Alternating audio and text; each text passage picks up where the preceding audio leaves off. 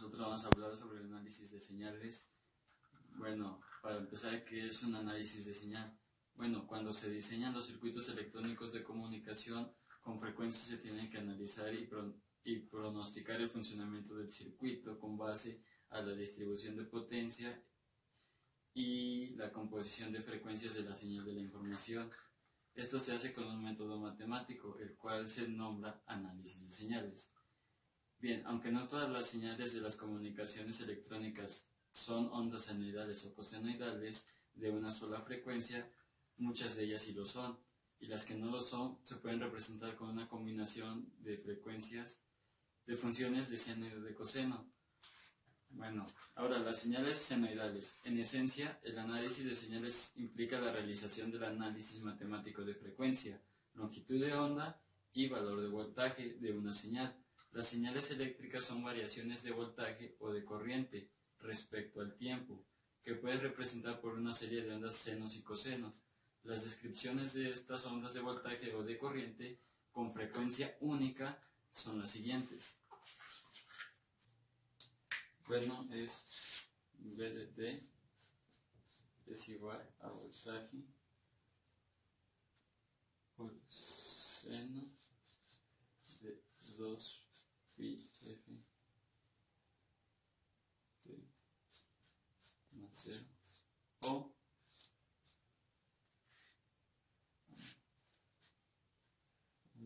la fase de desplazamiento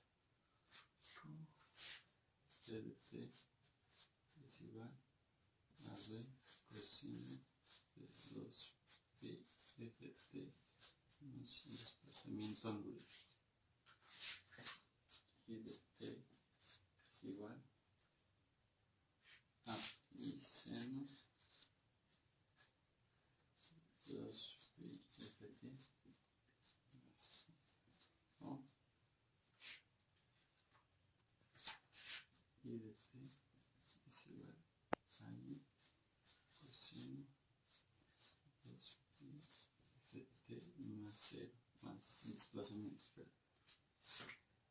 Bien, aquí como vemos la función V de t es el voltaje de la onda senoidal variable respecto del tiempo. Aquí la I es la corriente. La V es el voltaje máximo. La I es la corriente máxima. Esta es el desplazamiento de fase que está en radianes. Y 2πf es igual a la W, que es la velocidad angular, que se mide en radianes por segundo. El uso de una función seno o coseno para representar una señal es completamente arbitrario y depende del cual se escoge como referencia. Tenemos que observar que seno de desplazamiento angular es igual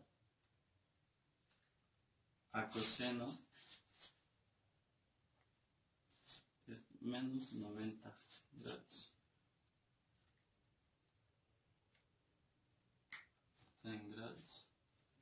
Se multiplica. Por lo que la función te puede quedar así. V de t es igual a V de seno de 2π f más coseno de menos 90 grados. O V de t es igual a V seno 2π f de t más coseno menos 90 grados. Sustituyendo el desplazamiento angular por coseno de 0 en grados menos 90 grados. Okay, ya. Las fórmulas antes descritas quieren que es para una onda repetitiva de una sola frecuencia. A esta forma de onda se le llama onda periódica, porque se repite con rapidez uniforme, es decir, cada ciclo sucesivo de la señal tarda exactamente el mismo tiempo y tiene exactamente las mismas variaciones de amplitud que en cualquier otro ciclo. Estas ondas periódicas se pueden analizar en el dominio del tiempo o en el dominio de la frecuencia, que más adelante se describirá. Bien, el dominio del tiempo, un ejemplo muy fácil es el osciloscopio, ya que es un instrumento en el cual la pantalla del tubo de rayo catódico es una representación de la amplitud de la señal de entrada en función del tiempo. Es lo que se llama como una forma de onda de la señal. Con el osciloscopio, la desviación vertical es proporcional a la amplitud de la señal total de entrada y la deflexión horizontal es una función del tiempo. Esto se va a ver más adelante en la descripción de una gráfica que a continuación mi compañero va a explicar. Dominio de la frecuencia. Es hablar acerca de lo que está en el terreno de la frecuencia. Para entender un poco mejor este tema, hablaremos del dominio del tiempo, ¿sí? Un ejemplo, un sonido que es captado por un micrófono, es transformado en energía eléctrica, y al analizar esa señal en una gráfica vamos a encontrar voltaje contra tiempo, ¿no? Y bueno, analizaremos el voltaje pico-pico, el periodo, y por lo tanto sacaremos la frecuencia, ¿no?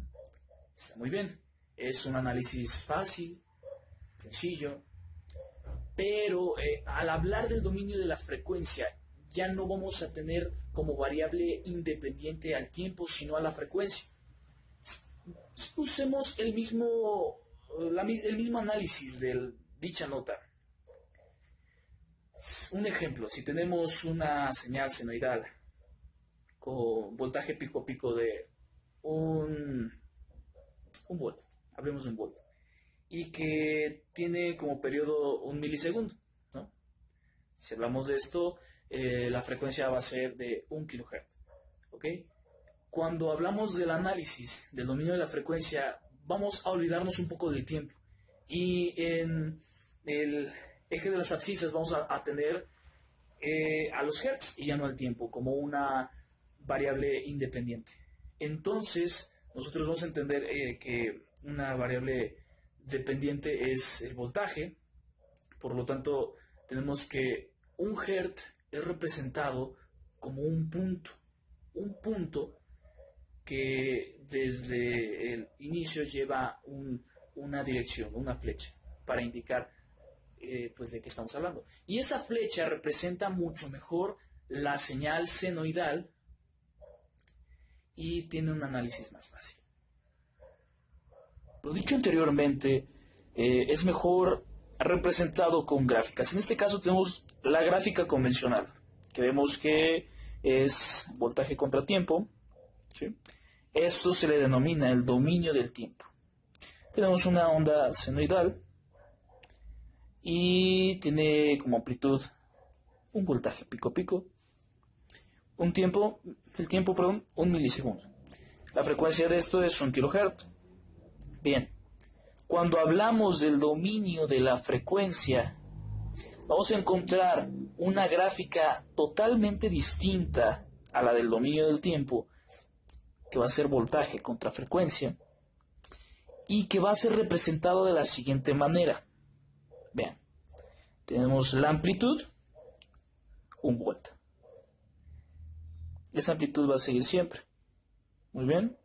Ahora tenemos 1 kHz, que es la frecuencia resultante de esta señal. Y es representada como un punto en la cual se encuentra esa gráfica, está representada en este punto. Usualmente se representa también con esta flecha para indicar que en este punto se representa esta información en el dominio de la frecuencia. ¿Sale? Bueno, aquí tenemos el valor del tiempo, y conociendo el tiempo, sabemos que el inverso del tiempo va a salir la frecuencia. Entonces, nosotros podemos representarla así. Así se representa el dominio de la frecuencia. Hablemos de ondas periódicas no senoidales, también conocido como ondas periódicas complejas. Es una mezcla de ondas senoidales o no senoidales. Tiene una relación matemática que se puede entender mejor con la serie de Fourier. O sea, hay una onda principal que tiene otro tipo de ondas, pero que este tipo de ondas que la componen son múltiplos de esa primera onda, ¿sí? Esa primera onda tiene una frecuencia, ¿sí? esa frecuencia va a ser la frecuencia fundamental. Es una frecuencia menor en comparación a las otras frecuencias y tiene una mayor amplitud.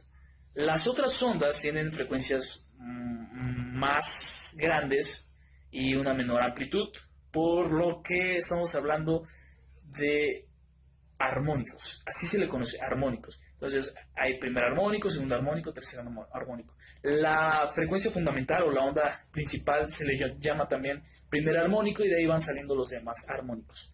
Les repito, tiene esta relación matemática que son múltiplos, los armónicos son múltiplos de la frecuencia fundamental y todo esto se entiende a través de la serie de Fourier.